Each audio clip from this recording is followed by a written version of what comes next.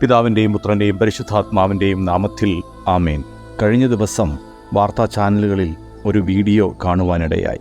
പൂനെയ്ക്കടുത്തുള്ള ഒരു വെള്ളച്ചാട്ടം കാണുവാൻ പോയ ഒരു കുടുംബത്തിലെ ഏതാനും വ്യക്തികൾ മരണമടഞ്ഞ ഒരു വീഡിയോ.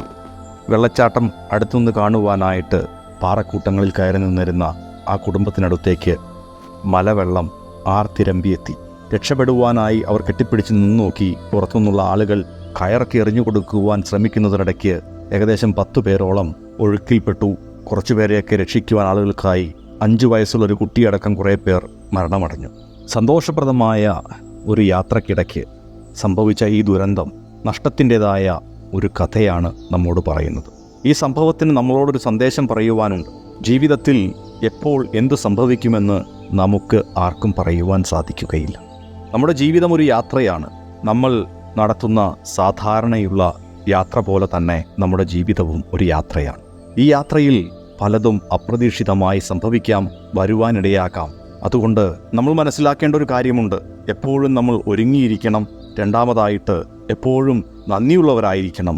വൈകുന്നേരം കിടക്കുവാൻ പോകുന്ന ഞാൻ പിറ്റേ ദിവസം ആരോഗ്യത്തോടു കൂടി എഴുന്നേൽക്കുന്നുണ്ട് എങ്കിൽ അത് എൻ്റെ കഴിവല്ല, ദൈവത്തിൻ്റെ അനുഗ്രഹം ഒന്നുകൊണ്ട് മാത്രമാണ്. നമുക്ക് എത്ര പണമുണ്ടെങ്കിലും, എത്ര ഉയർന്ന ജോലിയുണ്ട് എങ്കിലും, ആരോഗ്യവും സൗന്ദര്യവുമുള്ള മക്കളുണ്ട് എങ്കിലും, സ്നേഹിക്കുന്ന ജീവിത പങ്കാളി ഉണ്ട് എങ്കിലും അവർക്കൊന്നും നമ്മെ സഹായിക്കുവാൻ കഴിഞ്ഞെന്ന് വരികയും ദൈവത്തിൻ്റെ അനുഗ്രഹം, ദൈവ സാന്നിധ്യം ഒന്നുകൊണ്ട് മാത്രമാണ് നമ്മൾ ഓരോ ദിവസവും രാവിലെ ആരോഗ്യത്തോടു കൂടി ഉണർന്നെഴുന്നേൽക്കുന്നത്.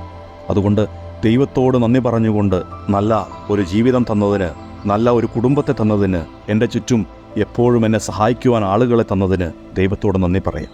അപ്രതീക്ഷിതമായി സംഭവിക്കുന്ന കാര്യങ്ങളെ ഒരുക്കത്തോടുകൂടി നേരിടുവാൻ ഞങ്ങളെ ഓരോരുത്തരെ ശക്തമാക്കണമെന്ന് നമുക്ക് ആത്മാർത്ഥമായിട്ട് പ്രാർത്ഥിക്കാം.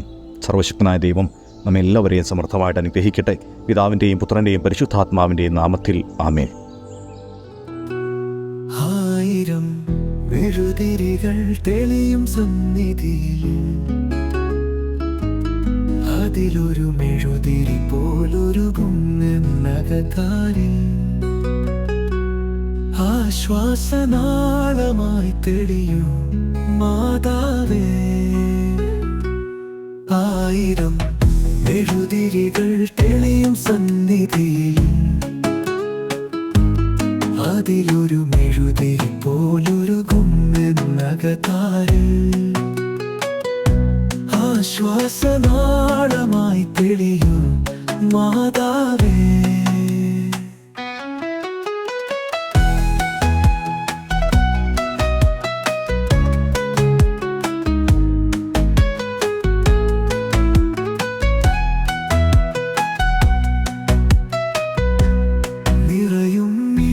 കാണില്ലേ വിങ്ങും നൊമ്പരമറിയില്ലേ, നിറയും മിഴികൾ കാണില്ലേ വിങ്ങും നൊമ്പരമറിയില്ലേ, കരളിൽ വേദന നിറയും വേളയിൽ അമ്മി തുണയായി വരികില്ലേ, കരളിൽ വേദന നിറയും വേളയിൽ അമ്മി തുണയായി വരികില്ലേ. അഭയം നീയല്ലേ അമലോദ്ഭവയാം മാതാവേ. ആയിരം മെഴുതിരികൾ തെളിയും സന്നിധിയിൽ അതിലൊരു മെഴുതിരി പോലൊരുകുന്നകത്താരിൽ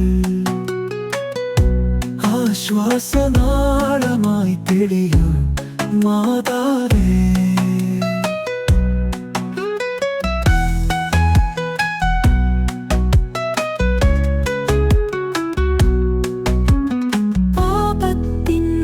തെളിയുന്നു പാദങ്ങൾ വഴി മാറുന്നു, പാപത്തിൻ വഴി തെളിയുന്നു പാദങ്ങൾ വഴി മാറുന്നു.